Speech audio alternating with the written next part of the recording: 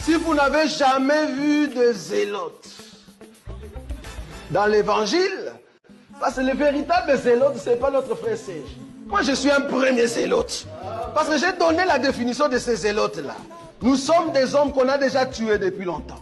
Un cadavre qui marche. Parce qu'en réalité, nos vies sont cachées en Christ et Jésus ou dans le lieu céleste. Donc, si tu me touches, je suis un zélote. On n'a pas peur. Amen. Alors, nous allons faire un petit résumé de ce qui a été vu dernièrement. Alors, nous avons parlé de Jephthé, de comment est-ce que Jephthé a été chassé du milieu de ses frères. Pourquoi? Parce qu'il était né, la Bible nous dit que Jephthé était né d'une relation avec une prostituée.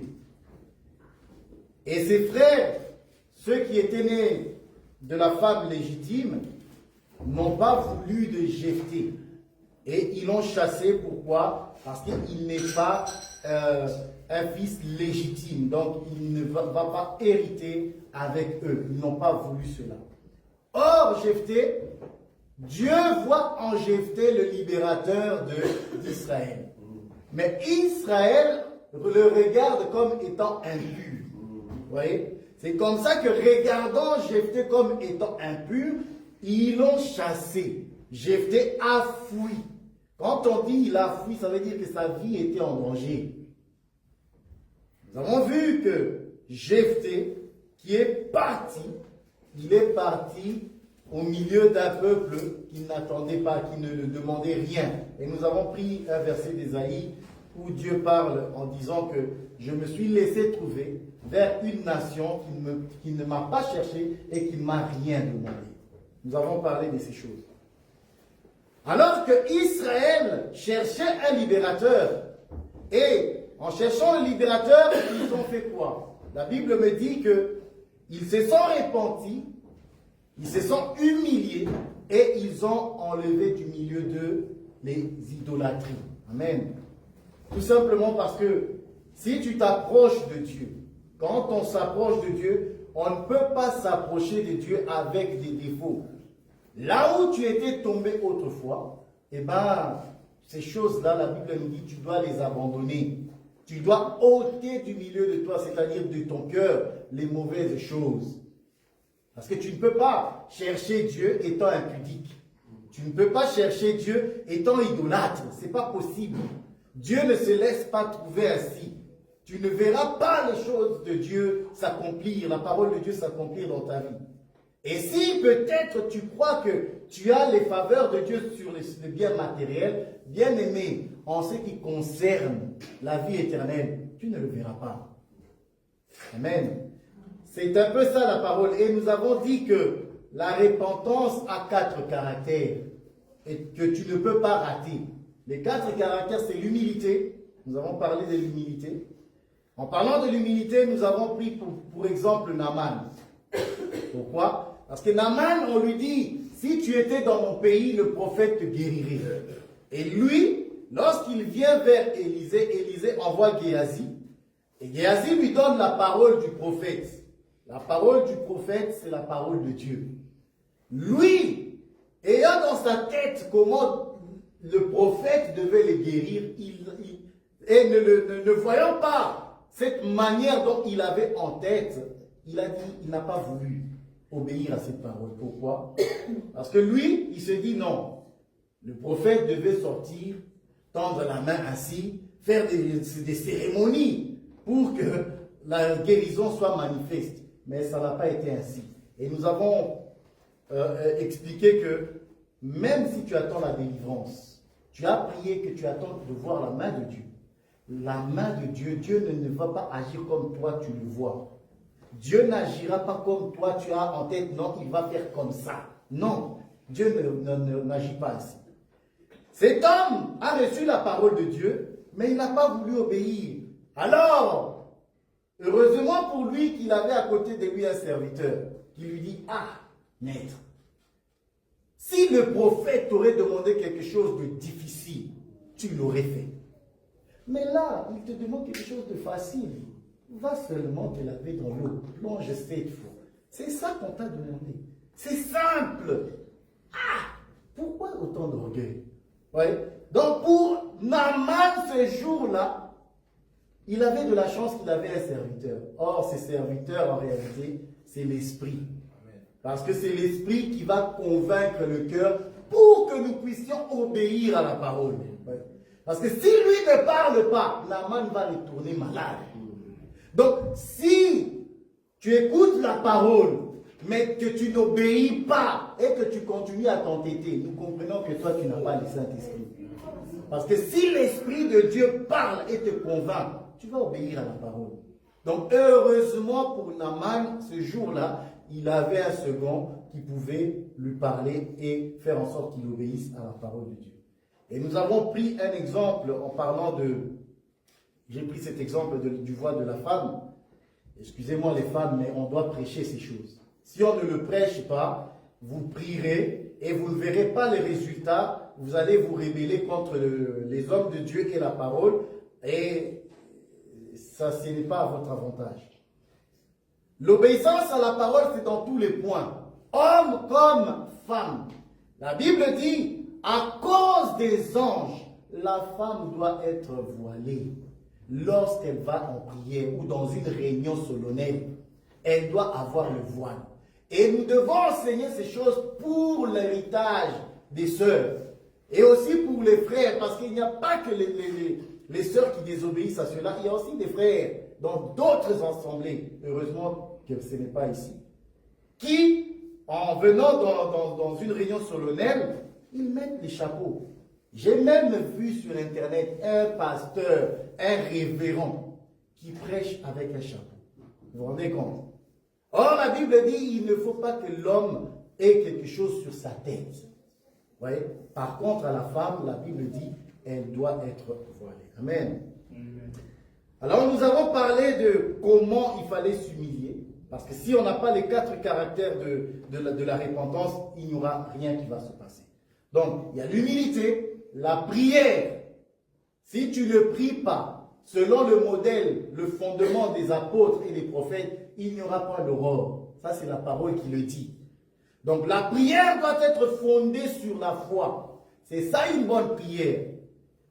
L'enseignement va produire en toi la foi et cette foi, avec la justesse de l'enseignement, tu vas élever la voix et Dieu sera d'accord. Pourquoi? Parce que c'est à l'image de son Fils. Amen. Nous avons aussi parlé de chercher Dieu. Pourquoi? Parce que il y a l'humilité, il y a la prière et il y a chercher Dieu. On ne peut pas prétendre chercher Dieu et rester à la maison. C'est ça que j'ai dit. Tu ne peux pas nous dire, oui, je jeûne, je prie, et ne pas être là quand il y a réunion de prière, réunion de l'enseignement. Ce n'est pas possible. On cherche Dieu dans l'assemblée. Amen. Et nous avons bien sûr insisté aussi sur l'abandon des choses qui t'ont détruit. Pourquoi? Pierre va nous dire, chacun est esclave des choses qui ont triomphé de lui. Donc, tu dois quitter les choses qui te font tomber. Si tu es impudique, tu dois arrêter cela. Je vais parler dans la doctrine selon que Jésus a dit. Si ta main est pour toi un obstacle, coupe. Si ton pied est pour toi une occasion de chute, coupe. Ça, c'est selon la doctrine. Quand il dit coupe, ça ne veut pas dire couper la main. Ça veut dire tout simplement arrêter cette chose-là de manière très radicale. Ça va faire mal, mais cependant, tu auras la vie éternelle. Mais si tu ne coupes pas et que tu continues dans l'idolâtrie, dans la désobéissance à la parole, bien aimé, il y aura un problème. Si tu n'abandonnes pas, ce n'est pas possible. Amen. C'est ça que nous avons dit. Alors Israël a dit, aujourd'hui, daigne seulement nous délivrer. Mais aujourd'hui, nous avons dit, est arrivé dans la personne de Jésus-Christ, mais Israël ne l'a pas reçu. Et nous avons compris qu'aujourd'hui est au milieu de nous. Et la Bible nous dit, aujourd'hui, si tu entends la parole, si tu entends le son de sa voix, n'endurcis pas ton cœur. Mais nous savons très bien que ceux qui obéissent, ceux qui écoutent la parole de Dieu et qui obéissent, c'est ceux-là qui écoutent la voix de l'Esprit et qui se soumettent à Dieu. Amen. Parce qu'il faut se soumettre à la parole. Parce que Gédéon étant chef, quand tu viens auprès du Seigneur, la parole devient ton chef. La parole est chef. Et un chef doit être obéi. Si tu ne l'obéis pas, eh ben, il ne pourra pas t'aider. Amen. Nous allons voir cela. Je vais lire. On va continuer aujourd'hui. Notre thème principal sera basé sur la cartographie de Canaan et le vœu de Jephthé. Amen. Donc la cartographie de Canaan et le vœu de Jephthé. Amen. La Bible me dit ceci. Nous allons continuer notre passage de la fois dernière. Je vais lire. Au chapitre 11 à partir du verset 3. Et Jephthé s'enfuit loin de ses frères, et il habita dans le pays de Tob. Les gens de rien se rassemblèrent auprès de Jephthé, et il faisait avec lui des excursions. Quelque temps après, les fils d'Ammon firent la guerre à Israël. Et comme les enfants d'Ammon faisaient la guerre à Israël, et les anciens de Galade allèrent chercher Jephthé au pays de Tob. Ils dirent, Jephthé, viens, tu seras notre chef, et nous combattrons les fils d'Ammon. Jephthé répondit aux anciens de Galade, n'avez-vous pas eu de la haine pour moi, et ne m'avez-vous pas chassé de la maison de mon père? Pourquoi venez-vous à moi maintenant, que vous êtes dans la détresse? Les anciens de Galade dirent à Jephthé, nous revenons à toi maintenant afin que tu marches avec nous, que tu combattes les fils d'Ammon et que tu sois notre chef, celui de tous les habitants de Galade. Jephthé répondit aux anciens de Galade, si vous me ramenez pour combattre les fils d'Ammon et que l'Éternel les livre devant moi, je serai votre chef. Les anciens de Galade dirent à Jephthé, que l'Éternel nous entende et qu'il juge, si nous ne faisons pas ce que tu dis. Et Jephthé partit avec les anciens de Galade, le peuple mit à sa tête et l'établit comme chef, et Jephthé répéta devant l'Éternel à Mitzpah toutes les paroles qu'il avait prononcées. Amen. Donc quand je dis que lorsqu'on vient au Seigneur, la parole devient ton chef. Ici la Bible me dit quelque temps après, Israël va chercher Dieu. Et nous avons expliqué que dans le temps prophétique, le quelque temps après où Israël revient chercher le Seigneur, c'est lorsqu'il y aura enlèvement. C'est lorsqu'il y aura enlèvement, Israël, la Bible me dit dans le livre d'Osée ou de Zacharie, ils chercheront celui qu'ils ont percé. Je crois que c'est dans Zacharie. Je ne me souviens plus, mais je sais que c'est entre Osée et Zacharie. Ils chercheront celui qu'ils ont percé et ils pleureront comme on pleure un fils unique. C'est ça la parole. Donc, lorsque l'Église partira, parce que nous devons partir, nous ne resterons pas ici éternellement. C'est vrai que la Bible nous dit depuis plus de 2000 ans que Jésus reviendra. Et à cause de ça, Pierre va prendre ses pensées et va dire, oui, il y a à cause de cela, à cause de ce que la parole n'est pas encore accomplie, des moqueries de cette foi, de cette espérance. Les gens nous disent, nous entendons cela, que ça fait plus de 2000 ans que vous prêchez ce message, mais nous ne voyons pas encore les signes, nous ne voyons pas les choses s'accomplir. Il ne reviendra pas. Voyez? Cependant, nous avons cette espérance et nous savons que cela va s'accomplir. Pourquoi? Parce que l'Éternel fait toutes choses bonnes en son temps. Amen. Amen. Alors, Israël se retrouve dans la détresse. Je vous épargne la lecture longue du chapitre 11, parce que c'est vraiment long. Israël va se retrouver dans la détresse et Jephthé va faire une lettre au roi de Ammonites. Et il va leur dire que Israël est dans ces territoires depuis des générations et des générations. Vous ne nous avez pas fait la guerre. Pourquoi aujourd'hui vous voulez récupérer, soi-disant, ces territoires, alors que cela ne vous a pas été donné? Alors, il faut savoir une chose en ce qui concerne les Ammonites et les Moabites. La Bible dit dans le désert, on va lire, c'est dans Deutéronome. Donc, si vous savez m'aider à la lecture, Deutéronome, le chapitre 2, je crois que c'est le verset, à partir du verset 18. À partir du verset 10. Pour connaître qui sont les Ammonites et qu'est-ce qui s'est passé lorsque Israël est sorti de l'Égypte, arrivé dans le désert, dans le pays de Moab et des Ammonites. On va chercher à savoir qui sont-ils. Amen. À partir du verset 17. L'Éternel me parla et dit, tu passeras aujourd'hui la frontière de Moab à Ar, et tu approcheras des enfants d'Ammon. Ne les attaque pas et ne t'engage pas dans un combat avec eux, car je ne te donnerai rien à posséder dans le pays des enfants d'Ammon. C'est aux enfants de Lot que je l'ai donné en propriété. Amen. Donc lorsque Israël s'est retrouvé dans le désert, à un certain moment, il s'est retrouvé en face de Moab, en face des Ammonites.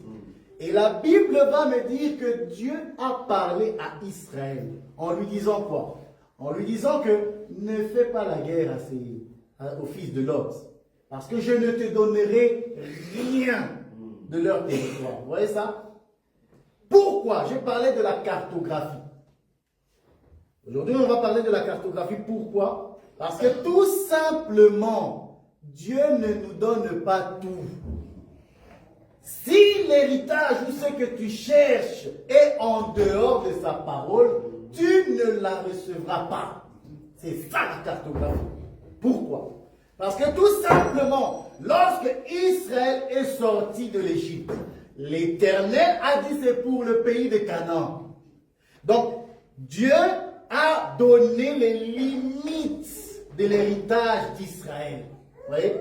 Dieu a donné des limites pour ce qui concerne l'héritage d'Israël. Et Dieu ne va pas donner 1 centimètre en plus à Israël. Vous voyez?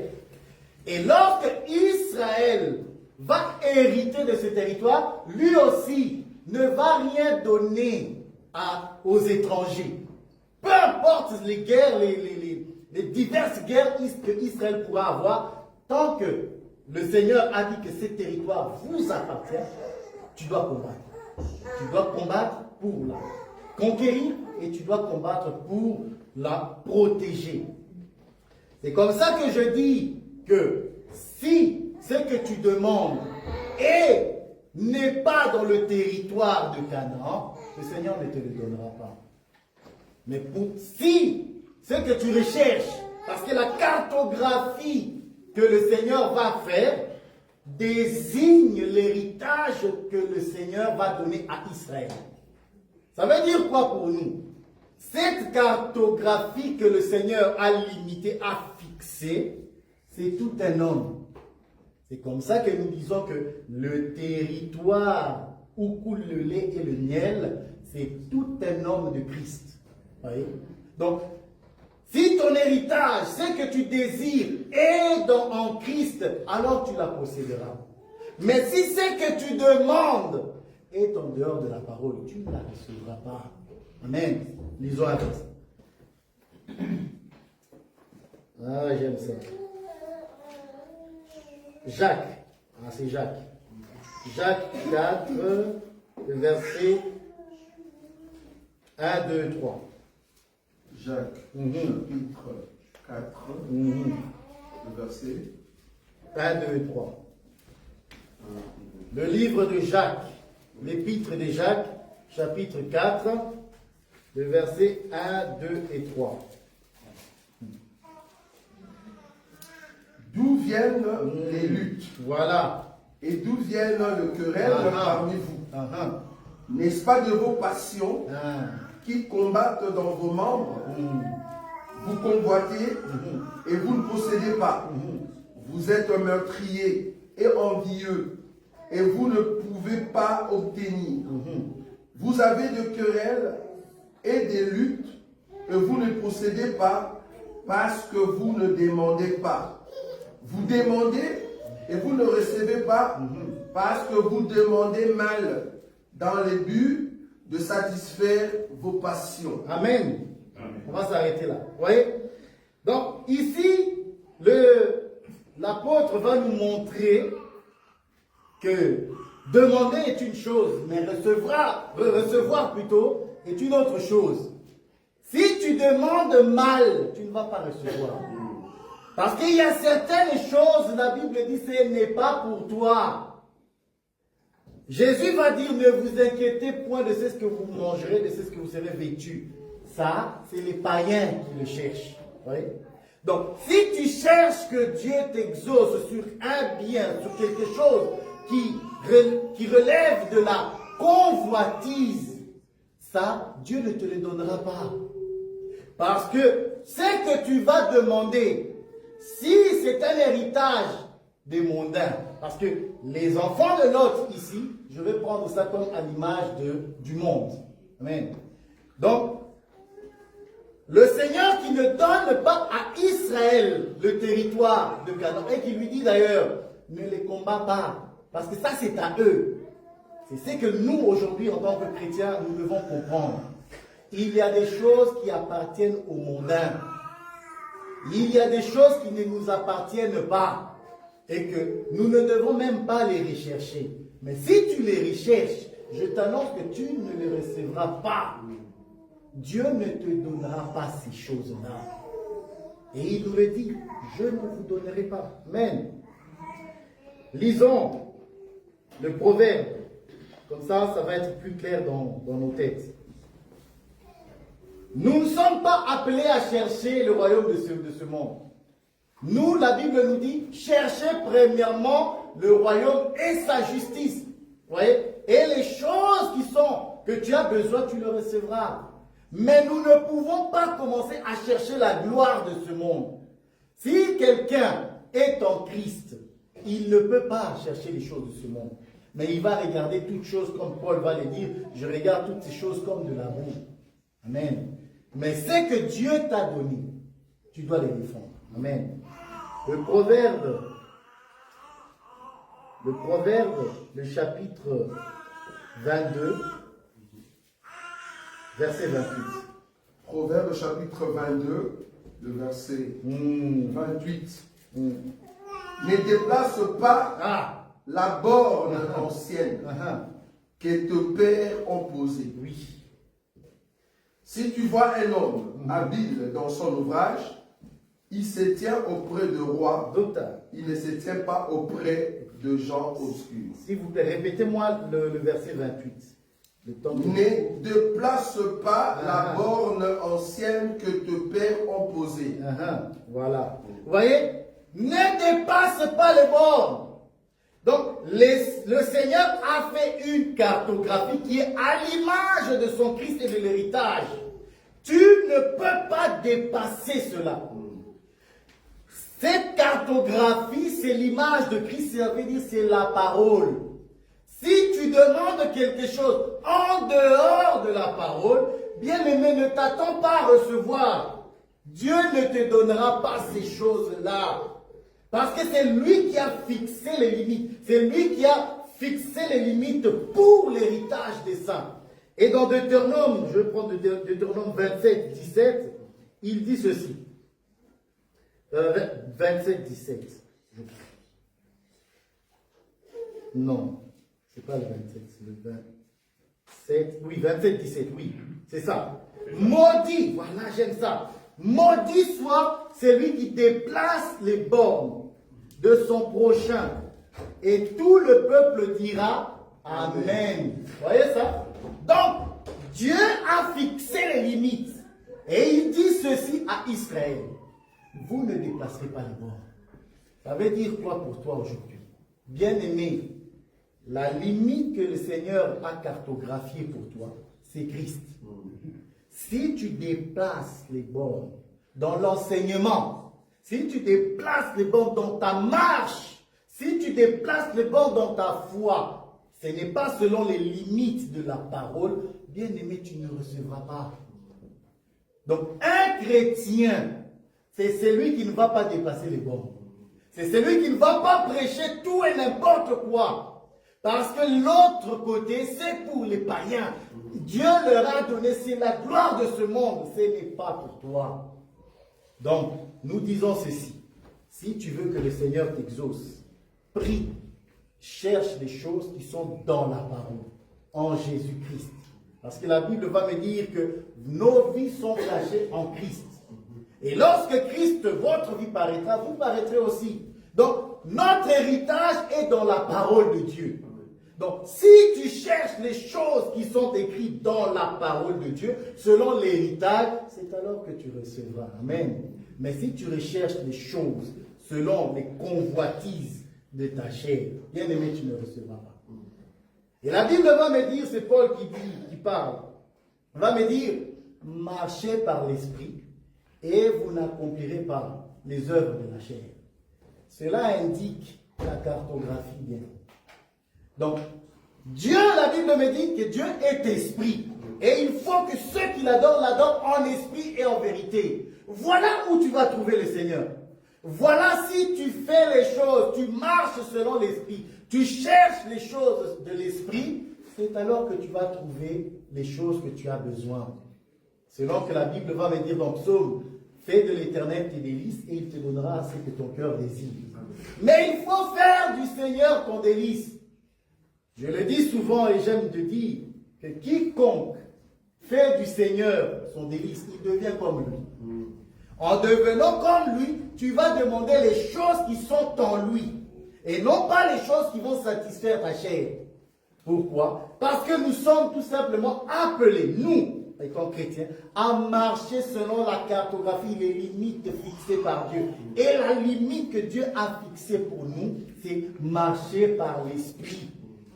Quiconque marche par l'esprit, il marche dans l'héritage qui lui a été assigné. Voilà, ce sont des limites, des poteaux que Dieu a limités pour nous, pour notre héritage. Que Dieu soit nous. Alors la Bible va me dire ici, je vais relire cela pour que nous comprenions la gravité. Il dit maudit, maudit soit celui qui déplace les bords de son prochain. Et tout le peuple dira Amen. Vous voyez ça? Amen veut dire tout simplement ainsi soit-il. Donc, lorsque tu dis Amen à cette parole, ça veut dire que Seigneur, j'ai dit Amen, je veux obéir à ta parole. Parce que je ne veux pas que la malédiction me touche. Je veux la bénédiction. Tu veux la bénédiction? Ok, voilà comment tu dois marcher. Tu veux la bénédiction? Voilà comment je dois me comporter. Moi, homme, voilà ce que la Bible me dit de faire envers ma femme, envers mes enfants. Voilà comment, moi, étant femme, comment je dois me comporter vis-à-vis de mon mari. Vous voyez? Voilà, moi, étant chrétien, disciple de Christ, voilà comment je dois marcher. La Bible a énuméré ces choses-là. Et si tu ne respectes pas cela, tu as dépassé les bornes. Et quand tu as dépassé les bornes, la Bible dit, tu es maudit. Donc, tout homme qui ne respecte pas sa femme, toute femme qui n'est pas soumise, et tout enfant qui n'obéit pas à ses parents, ils sont maudits. Ce n'est pas ma parole, c'est la parole de Dieu. Si vous êtes d'accord avec moi, vous direz Amen. Amen. Et si vous n'êtes pas d'accord, la malédiction est sur vous. Amen. Voilà. Alors, nous allons écouter l'autre bien-aimé. Nous revenons sur Jephthé, le chapitre 11. Parce que Dieu a fixé les limites. Les fils d'Amon, la Bible nous dit que Dieu leur a donné un héritage que nous ne devons pas convoiter, que nous ne devons pas faire la guerre pour. Ça veut dire que nous ne devons pas chercher ces choses-là. Amen. Donc, les choses qui appartiennent au mondain, ce n'est pas à nous de les chercher. Amen. Nous devons chercher les choses d'en haut, c'est-à-dire la justice et le royaume. Amen. Jephthé, le chapitre 11 de Juges. On va continuer notre lecture. Jephthé va accepter d'être à la tête du peuple et Jephthé par la suite va faire un vœu à l'Éternel. C'est là où je suis aujourd'hui. Parce qu'aujourd'hui j'ai voulu parler de la cartographie qui n'est autre chose que le Seigneur Jésus-Christ et l'héritage de ça. Mais il faut aussi parler du vœu de Jephthé. Pourquoi? C'est très important. La Bible me dit ceci. Vous voyez, je saute beaucoup de choses. L'esprit, verset 29. L'esprit de l'Éternel fut sur Jephthé. Il traversa Galad et Manassé. Il passa Mitzpé de Galad et Mitzpé de Galad. Il marcha contre les fils d'Ammon. Jephthé fit un vœu à l'Éternel et il dit, si tu livres entre mes mains les fils d'Ammon, quiconque sortira des portes de ma maison au-devant de moi, à mon heureux retour de chez les fils d'Ammon, sera consacré à l'Éternel et je l'offrirai en holocauste. Jephthé marcha contre les fils d'Ammon et l'Éternel les livra entre ses mains. Il leur fit éprouver une grande défaite depuis Aroër jusque vers Minite, espace qui renfermait 20 000 et jusqu'à Abel-Kéramim. Et les fils d'Ammon furent humiliés devant les enfants d'Israël. On va parler maintenant du vœu. Jephthé sort vainqueur parce qu'il dit, Seigneur, si tu me donnes la victoire à mon retour, à mon heureux retour, je vais consacrer quiconque sort de ma maison, je l'offrirai pour l'holocauste. Amen. D'abord, parlons du vœu. Prenons Deutéronome. Deutéronome. On va dire, frère, tu es trop chez Deutéronome, qu'est-ce qui se passe? Deutéronome. Docteur Roger, savez-vous me prendre, s'il vous plaît, l'Ecclésiaste. Ecclésiaste 5, je vais prendre le Deutéronome. Deutéronome 23, vous qui nous suivez, Deutéronome 23 à partir du verset 21. Parce qu'il faut comprendre le vœu. Quand tu fais un vœu à l'Éternel, quelles sont les conséquences? Parce qu'il y a des conséquences. Si tu n'es pas fidèle au vœu, voilà les conséquences qui vont suivre. Mais si tu es fidèle à Dieu, il y a aussi d'autres conséquences positives. Deutéronome, je vais lire le verset 21, le chapitre 23, le verset 21. Voilà. Si tu fais un vœu à l'Éternel ton Dieu, tu ne tarderas point à l'accomplir, car l'Éternel ton Dieu t'en demanderait compte, et tu te chargerais d'un péché. Ok. Bien aimé, je veux parler du vœu parce que je ne veux pas que tu pêches. Et je vais te montrer que lorsque tu fais un vœu dans l'assemblée des saints, fais attention, ne t'attire pas le malheur. C'est ça mon exhortation aujourd'hui. Je veux que lorsque tu feras un vœu à l'Éternel, que tu sois fidèle à l'accomplir. Sinon tu vas pécher et tu seras sous la malédiction. On continue. Tu pourras tirer un intérêt de l'étranger. Je suis où? Non, je ne sais pas. 18, à partir de 18. Tu n'apporteras point dans la maison de l'Éternel ton Dieu le salaire. Oh, mais qu'est-ce que je fais? Non, je suis 21, 22, excusez-moi. 22. Si tu t'abstiens, voilà, de faire un vœu, tu ne commettras pas un péché, voilà. Mais si tu observes,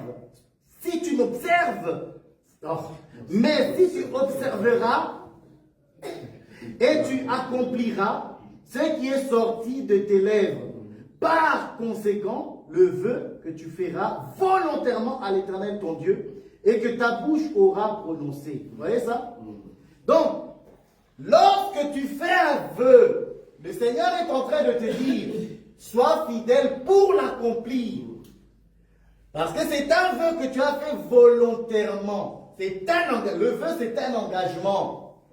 Un engagement que tu prends envers Dieu, pas envers un homme, envers Dieu. Donc, ne tarde pas à l'accomplir. Pourquoi? Si tu ne le fais pas, alors la malédiction sera sur toi. Lisons l'Ecclésiaste, vous allez voir. Ecclésiaste chapitre 5, à partir du verset 3. Lorsque tu as fait un vœu à Dieu, ne tarde pas à l'accomplir, car il n'aime pas les insensés. Accomplis le vœu que tu as fait. Mieux vaut pour toi ne pas faire un vœu que d'en faire un et de ne pas l'accomplir. Amen. Mieux vaut pour toi de ne pas faire un vœu que d'en faire et de ne pas le réaliser. Tu vois?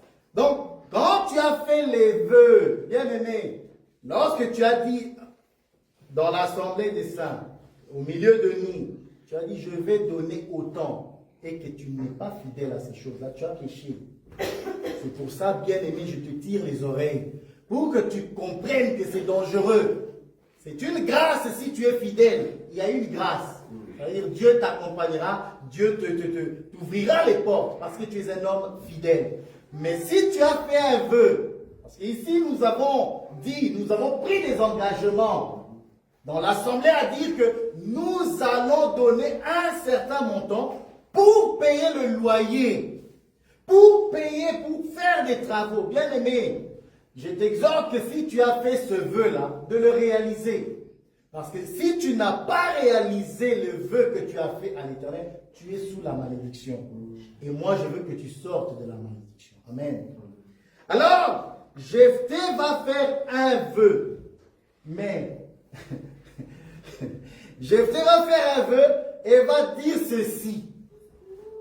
Seigneur, je te fais le vœu que si tu m'accordes la victoire, quiconque sort de la maison, de ma maison, je l'offrirai en holocauste.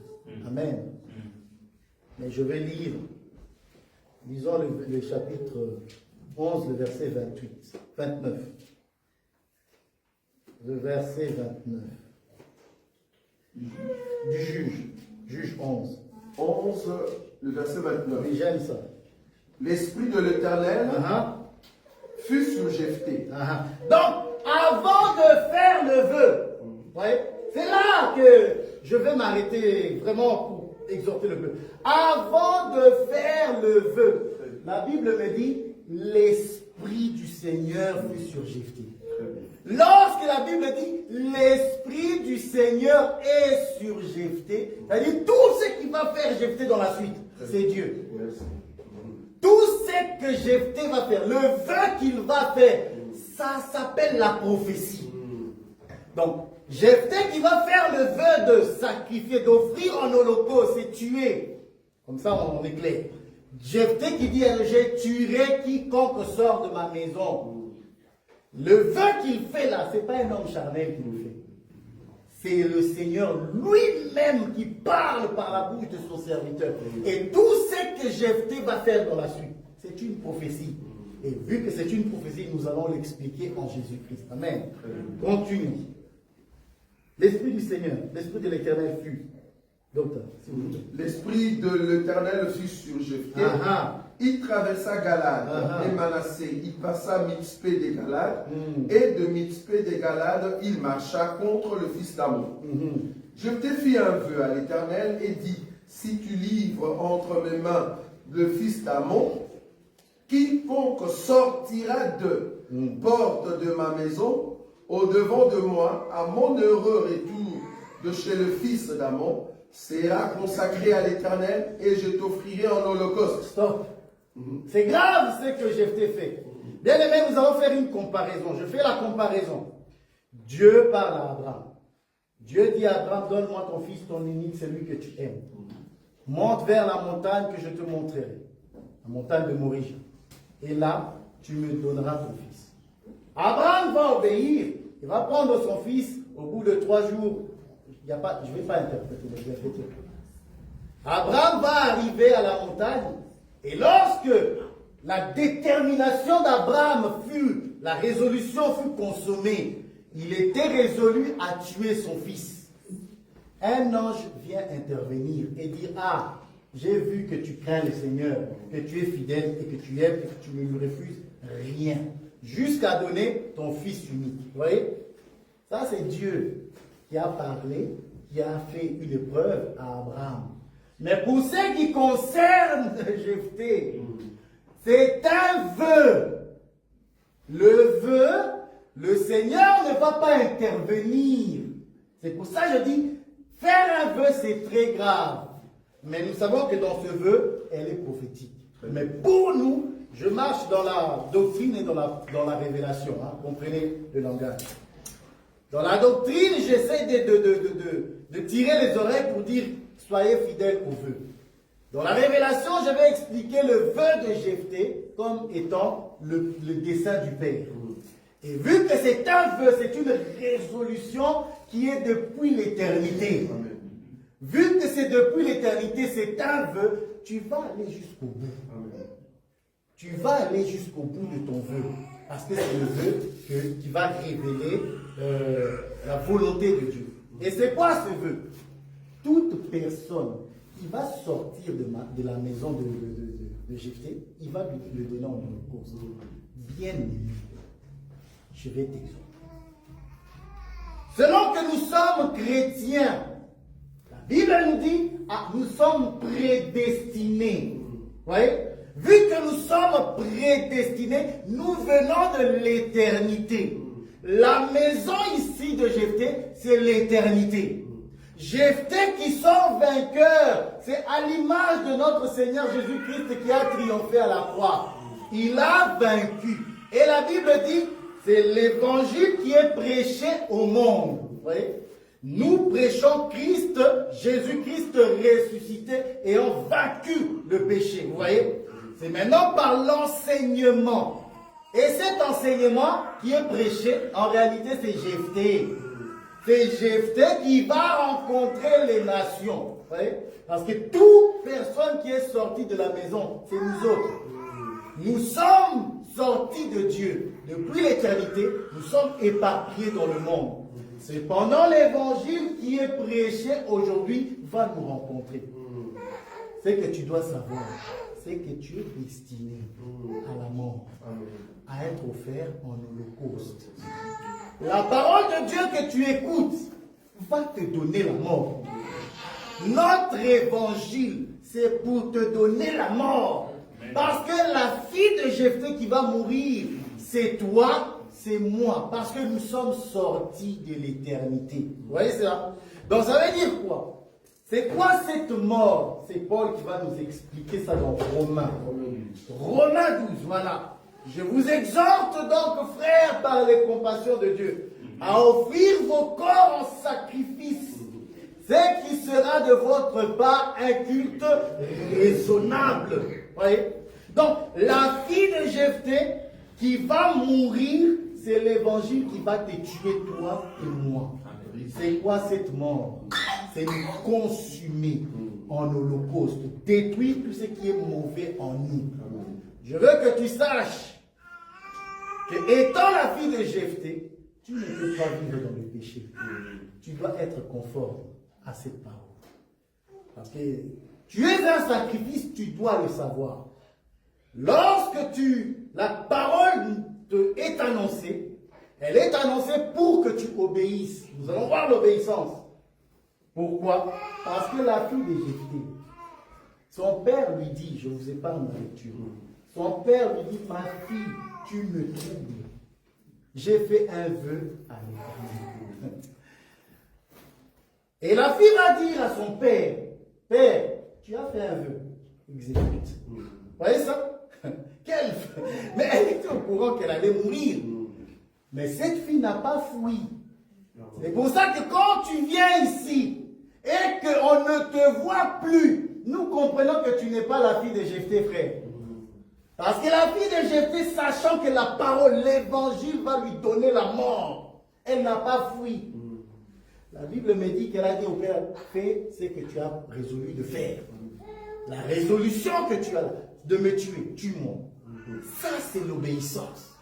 Et la Bible me dit, c'est pareil pour Isaac. Isaac savait que son père allait le tuer. Mais Isaac n'a pas résisté. Bien aimé, nous sommes appelés à ne pas résister à la parole de Dieu. Lorsque la parole de Dieu est prêchée, nous sommes appelés à obéir. Amen. Lisons. Ah, j'aime ça. Lisons. Lisons. C'est Philippiens. Philippiens 2, 7. À partir du verset 7, donc si vous avez trouvé. Philippiens. Verset 2. Chapitre 2 plutôt. Chapitre 2, verset. À partir du 7, je crois. À partir du verset 7. Philippiens, chapitre 2, à partir du verset 7. À partir du verset 5, c'est mieux. Ok. Ayez en vous les sentiments qui étaient en Jésus. En Jésus-Christ, là, c'est l'image d'Isaac. C'est aussi l'image de la fille de Jephthé. Continuons. Lequel, existant en forme des dieux, n'a point regardé comme une proie arrachée d'être égal à Dieu. Mais s'est dépouillé lui-même en prenant une forme de serviteur, en devenant semblable aux hommes et ayant paru comme un simple homme. Attendez. On va continuer avec les Philippiens. Parce qu'il y a une pensée comme ça. Vous voyez, la fille de Jephthé. Pourquoi pas le fils de Jephthé? Très bien. On dit la fille de Jephthé. Très bien. C'est une fille parce que tout simplement ça représente la faiblesse. Or, la Bible me dit la faiblesse de Dieu. Dieu, quand il est dans le corps, il est faible. Et lorsqu'il est dans le corps, il doit obéissance au Père. Ça, c'est la fille de Jephthé. C'est comme Jésus-Christ qui va se retrouver à Gethsemane. Il va faire la prière au Père en disant, Père, s'il est possible, enlève de moi cette coupe. Mais toutefois, que ta volonté soit faite. Ouais. Donc il n'a pas fui. Il savait. Corinthiens. Je vais quand même vous lire. Corinthiens. J'aime ça. C'est Corinthiens 2, Corinthiens 13. Et donc je prends le 13, vous prenez le 1. 2 Corinthiens. 2 Corinthiens. 1. Non, chez vous c'est 1. 1 Corinthiens 1. Moi je vais prendre le 2 Corinthiens 13. 2 Corinthiens, le chapitre 13. Le verset 4, il dit ceci. Car il a été crucifié, voilà, à cause de sa faiblesse. Mais il vit par la puissance de Dieu. Nous aussi, nous sommes faibles en lui. Mais nous vivons avec lui par la puissance de Dieu pour agir envers vous. Amen. Ça, c'est la vie de Jephthé. Jésus-Christ lui-même, c'est lui le vrai fils de la fille de Jephthé. Pourquoi? Parce que c'est le Père qui a résolu de toute éternité de le tuer. Et lorsqu'il vient dans la chair, c'est là que je dis que c'est la fille de Jephthé, c'est la faiblesse. Parce que Dieu se retrouvant dans le corps de Jésus, c'est la faiblesse. Et dans sa faiblesse, on peut le prendre, on peut le frapper, on peut le crucifier. C'est ça la faiblesse. La fille de Jephthé, c'est Jésus-Christ. Amen. 1 Corinthiens, le chapitre 1. Je crois que c'est le 25 ou 24. Dans le chapitre 1er. Le 25, oui. Le verset 25. 1 Corinthiens, chapitre 1er, le verset 25. Oui. Car la folie des dieux est plus sage que les hommes. Et la faiblesse des dieux est plus forte que les hommes. Vous voyez? Donc, la folie de Dieu est plus sage. Et la faiblesse de Dieu. Lorsque la Bible nous parle de la faiblesse de Dieu, nous comprenons que c'est Dieu dans le corps. Très bien. Ça, c'est encore une fois, je répète, c'est la fille de Jésus. Amen. C'était la fille unique de son Père. Tout comme le Seigneur Jésus. La Bible nous dit, Dieu a tant aimé le monde qu'il a donné son Fils unique. À cette époque-là, Jésus était le Fils unique, bien que maintenant il ne l'est plus. À cette époque-là, Jésus est le Fils unique de son Père. Donc c'est lui qui sera livré en holocauste. Et la Bible me dit, comme c'est Paul qui dit, lui étant faible, nous aussi nous sommes faibles. Nous représentons aussi la faiblesse. Ça veut dire que puisque nous sommes dans la faiblesse, dans le corps, nous devons obéissance à la parole. Peu importe l'information que nous avons, la révélation que nous avons que la parole va nous tuer, nous ne devons pas fuir. Donc, ne fuyons pas. Alors, pour revenir un peu au vœu, parce que je vais revenir là-dessus, on va prendre nombre. Là, je serai dans la doctrine, parce qu'il faut voir le vœu dans tous les langages, en tout cas de ce jour. Nombre 30. Parce qu'il faut que les hommes comprennent comment vivre dans la doctrine. Nombre 30, le verset 11, docteur. Nombre chapitre 11. 30, le verset 11. Verset 11, oui, Voilà. c'est ça. Lorsqu'une femme, dans la maison de son mari, fera de vœux ou se liera à un serment, et que son mari en aura connaissance, s'il garde le silence envers elle et ne la désapprouve pas, tous ses vœux seront valables. Et tous les engagements par lesquels elle se sera liée seront valables. Continuons, docteur. Mais si son mari les annule le jour où il en a connaissance, tout vœu et tout engagement sorti de ses lèvres n'auront aucune valeur. Son mari les a annulés. Amen. Et l'Éternel lui pardonnera. Voilà. Donc, qu'est-ce que je veux dire donc, continuez la lecture parce qu'il y a mortification là-dedans. Son mari peut ratifier et son mari peut annuler tout vœu, tout serment par lequel elle s'engage à mortifier sa personne. Voilà. Vous voyez? Donc, lorsque nous vivons, nous autres, nous sommes mariés, que Dieu soit loué. Comment vivre pieusement dans la doctrine, dans le vœu? Parce que lorsque nous prenons l'engagement, il faut aller jusqu'au bout. Ça veut dire quoi? Dans le mariage, tu as envie, femme, tu as envie, homme, de faire un jeûne, de mortifier ton corps pour t'approcher de Dieu. C'est une bonne chose. Je dis Amen. Mais tu ne peux pas prendre cette décision si tu ne m'as pas consulté. Ce n'est pas possible. Tu ne peux pas prendre un vœu, même dans l'assemblée, tu ne m'as pas consulté. Même si ce vœu-là est correct. Imaginons qu'on demande à l'assemblée de faire des vœux d'un certain montant. Femme que tu es, tu te lèves pour dire, moi, je donnerai 600 €. Tu ne m'as pas consulté. J'ai le pouvoir, selon ce que la Bible me dit, d'annuler cela. Si tu veux jeûner, tu veux faire un don, tu veux jeûner, mortifier ton corps, tu dois me consulter. Parce que tu ne peux pas jeûner, moi je suis là, tu jeûnes. Mais dis, moi j'ai besoin de toi. J'ai besoin de toi, toi tu jeûnes, oh je jeûne, annule. Il n'y a pas de jeûne, tu ne m'as pas consulté. Or, si tu es une femme sage, qu'est-ce que tu fais? Tu vas consulter ton partenaire en lui disant, écoute, j'aimerais jeûner. Voilà le nombre de jours que je veux jeûner. C'est un vœu que j'aimerais faire pour m'approcher du Seigneur. Moi, étant aussi chrétien, ton partenaire dans ce monde, ton chef, amen. J'aime ça. Je ne le prendrai pas mal, mais il faut me le dire. Parce que moi aussi, la Bible me dit que l'homme est le chef de la femme. Mais en ce qui concerne le couple, il y a certaines choses que l'homme aussi doit demander à la femme. Parce que mon corps ne m'appartient plus. Donc, même pour jeûner, moi aussi, je te demande. Parce que moi, je ne suis pas le maître de mon corps. Tu peux aussi avoir besoin de moi. Cependant, il faut parler. Si tu ne parles pas, ça ne va pas le faire. Amen. Ça, c'est, il faut écouter ces paroles.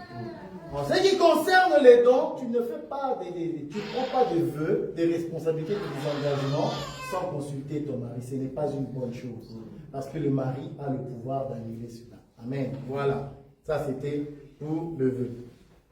La Bible me dit maintenant que Jephthé ayant fait ce vœu, nous avons compris que Jephthé étant le père, va tuer son fils. Jephthé étant la parole, va nous tuer. Amen.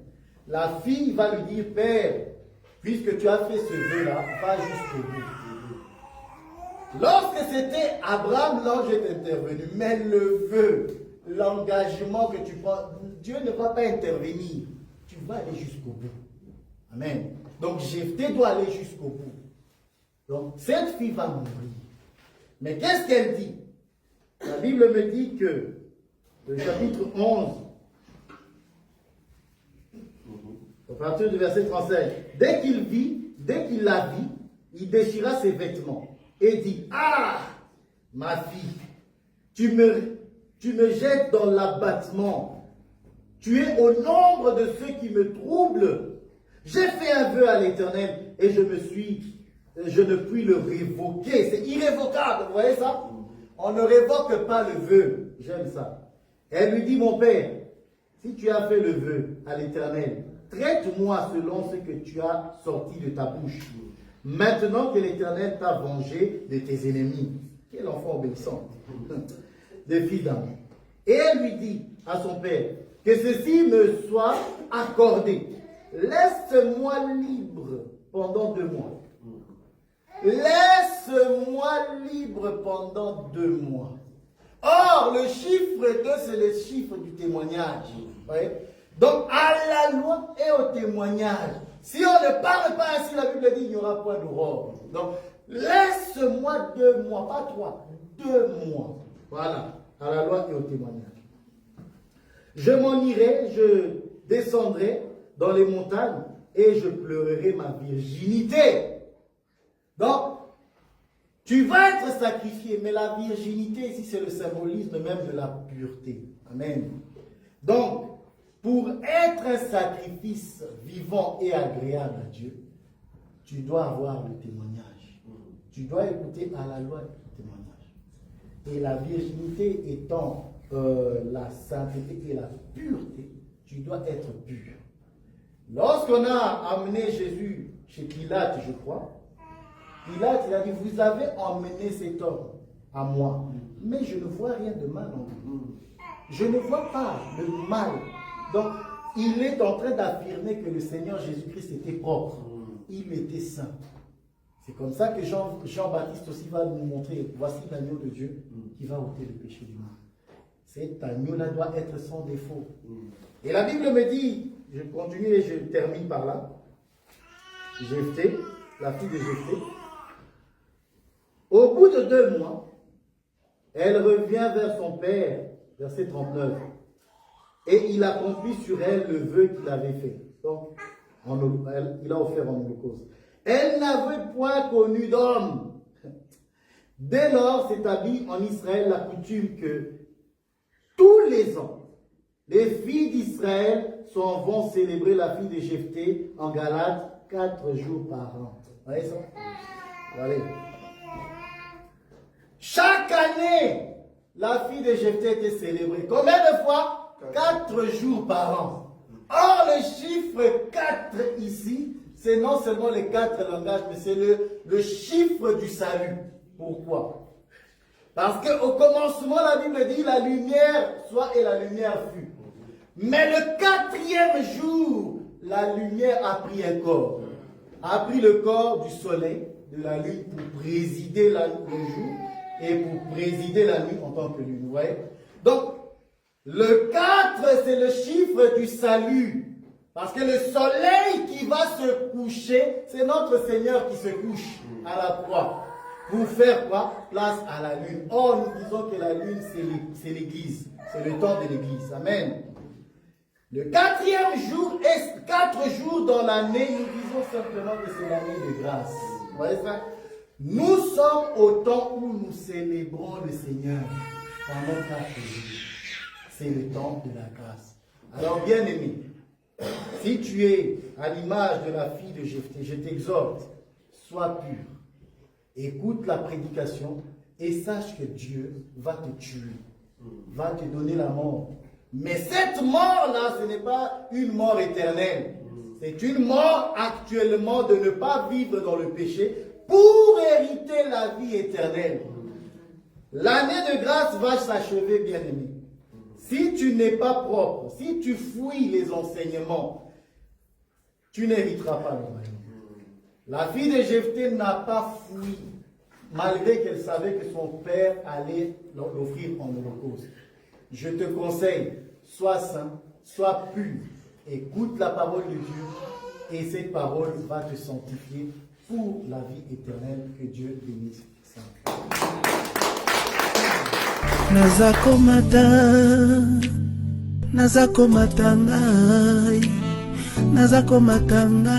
C'est par la grâce de Dieu. Que Dieu vous bénisse. Amen. Amen. Ciao. Ciao, ciao, ciao.